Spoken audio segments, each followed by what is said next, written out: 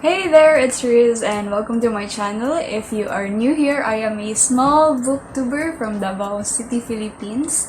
And I create booktube contents and sometimes I also create faith-based contents. For this time around, I'm gonna be sharing to you guys a little bit about my Licensure Examination for Teachers Experience, or LET, or also known as LEPT, Licensure Exam for Professional Teachers. Yeah, that's it. So, hindi ko alam kung napanood nyo na yung past video ko about my LET preparations, pero before watching this, you could also try watching that, pwede din after na lang yun. Anyhow, this time around, I'm going to say first na hindi ako edu major. I am just a unit earner. So, pinag-aralan ko yung mga professional education, etc., etc. in just a span of one sem.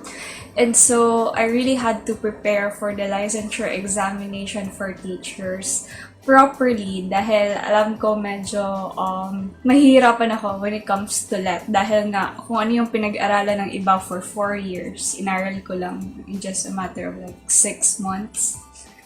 Yarn. And so, this time around, I'm gonna be sharing to you guys kung ano yung mga materials, mga books, and reading materials na ginamit ko to prepare for licensure exam. And let me first show you ito. So, bale, actually, isang libro lang talaga to. Isang reviewer lang to. Pero hinati ko into 4. So, ang tawag ng reviewer na to is a reviewer for the licensure examination for teachers from Philippine Normal University. So, from PNU. So, commonly known as PNU reviewer or PNU. Ganyan yung tawag nila. And this resource material is recommended by our review center. Shout out FTRC or Frankulan Twins Review Center. So, isa to sa mga resources na hindi naman sa ni-require ba nila? Hindi ko alam kung ni-require nila. Pero by that time, we were heavily encouraged to read this. And, yun. So, binili ko talaga, or may nag-sell ng photocopy. Hindi ko alam. Medyo bawal. Hindi medyo. Bawal to, guys. Pero, yun. Pinotocopy nila and I opt to like have mine photocopied and dinivide into 4 para mas madali siyang dalhin with me papunta sa office, ganyan. And I tell you guys, ang daming lumabas na galing dito sa PNU, especially when it comes to like majorship. So, super dami, like, buti na lang talaga, binasa ko siya ng maayos. So, sabi nila mahirap daw yung majorship, which is for me too, mahirap din. And alam kong mas magiging mahirap siya for me kung hindi ko nabasa to. And buti na lang, nabasa ko talaga yung mga concepts. So, ang dating kasi nito guys, hindi na siya puro questions agad. So, my concepts, no, it's really just like reading a normal book, no, a summary of everything. Then towards the end, may mga practice questions where you can practice your test-taking skills. So now let me proceed to the next one. It's called the MET Review, MET Review LET Specialist. So ito, halo-halo to, hindi lang about professional education, halo na din dito yung Gen Ed. In comparison to itong PNU Reviewer, focus lang kasi to sa major ko, which is yung English, no? And yeah, this time around, itong MET Reviewer, meron din naman siyang mga, ano tawag nito? Concepts, no? It's just like reading a book, pero mas madami to siyang, mas nag-focus to sa mga points or sub-points na lang. So, hindi na siya like full of paragraph. Parang naka-bullet points na lang siya and may subheaders, ganyan. Unlike yung PNU na may bulk of paragraphs talaga na you could read. May explanations talaga and everything. Ito kasi, medyo may pagka summarized and naka-arrange na siya into bullet points and numbers. Tapos questions, practice questions na agad. Medyo masasabi kong walang masyado, medyo lang may lumabas dito, pero recurring kasi yun ng mga items sa in-between resources na ginamit ko, so I wouldn't really give much heavy credit dito sa math. Pero anyways, it would really help you to parang grasp yung mga concepts and to really practice your test-taking skills. Alright, so the next one would be ito, comprehensive letter reviewer based from NCBTS. So I have two. One is for professional education and focus din tong isa sa general education. So for both, BE Ed na siya and BS Ed. So if you're not familiar with those, dati hindi ako familiar kung ano yung BE Ed at BS Ed dahil I had no idea dahil ang PRC yung nag-assign sa amin kung ano yung major namin or kung saan kami mababelong. For me, since unit earner lang ako, nilagay nila ako sa BS, which is Bachelor of Science in Education. Also, focus on secondary or high school students, then English, since hindi medyo malapit yung course ko sa English, which is creative writing. And ito, sponsored by my cousin. So, hindi ko talaga to owned. Hiniram ko lang. And I could say na madami din yung lumabas dito. Pero not so, hindi as many as yung sa reviewer ko sa PNU.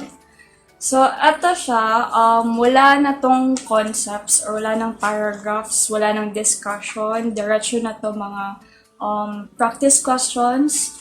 So, yan. Siguro, ang advantage lang nito is that you get to familiarize or be familiar with a lot of questions. So, the more questions that you are familiar with, diba, the higher the chances na may ma-encounter ka ng mga questions sa mismong letna na familiar to you, diba? So, yun. So, thank you for my cousin, Liza, who is also a professional teacher already. So, probably effective yung NCBTS. Next are, eto sila, hindi na to review books or reviewers.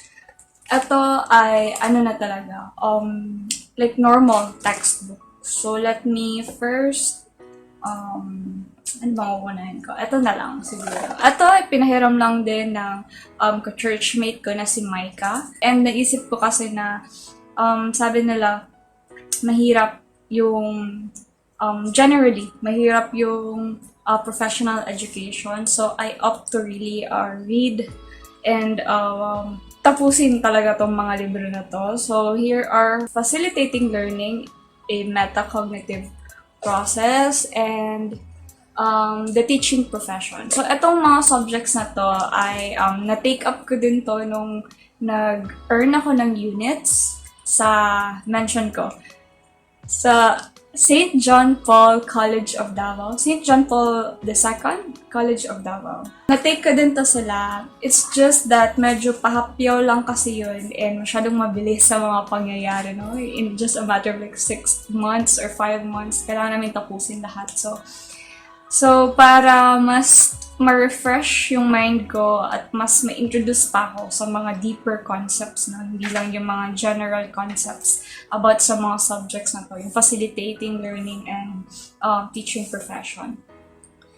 Nag-invest talaga ako ng time para basahin tong mga to, especially itong teaching profession since andito yung mga rules and regulations na kailangan i-abide ng isang teacher. So, andito yung mga Republic Acts, which is something na hindi ako magaling with. Since textbook nga siya, ang gusto ko dito is madaming concepts and discussions at saka yung strength ng syempre ng mga textbooks are the advanced organizer. So, may mga charts, ganyan. Mas visually appealing yung mga textbooks. At, syempre, mas gaganahan ka na mag-aral kapag medyo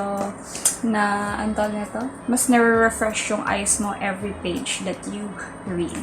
So, this time around, I'm gonna share you another textbook. So, again, buhay photocopy tayo since hindi tayo mayaman. So, ito naman is Social Dimensions of Education. So, another subject din to siya na under professional education. So, andito yung about like cultural diversity, about ano ba yung mga lumabas? Yun! So, and the last one probably would definitely be the resource materials or review materials ng mismong FTRC or Falkulan Twins Review Center. And I could say na okay naman ang lahat. Sabi nga nila, madali lang daw yung exam, lalo na sa Prof Ed, which is something na kinakatakutan talaga ng lahat, even I. Pero hindi mo sabi na madali lang siya. For me, mahirap siya. Kasi naman, hindi ko siya ma-compare sa ibang.